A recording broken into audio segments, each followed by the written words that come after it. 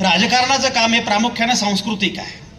राजकारणाचं काम हे प्रामुख्यानं साहित्यिक आणि कलात्मक आहे.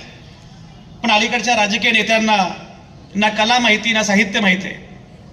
पूर्वी आपल्याला पुस्तक होतं आपण शाळेमध्ये असताना थोरांची ओळख. आता टीव्ही सुरू केला की चोरांची ओळख होते. बरं, हे चोर एवढे भयंकर आहेत. पूर्वी आम्ही वर्तमानपत्रामध्ये बातम्या द्यायचो की याचं पाकिट चोरीला गेलं. हे चोर एवढे भयंकर आहेत की आता आम्हाला बातम्या द्याव्या लागतात की यांचा पक्ष चोरीला गेला.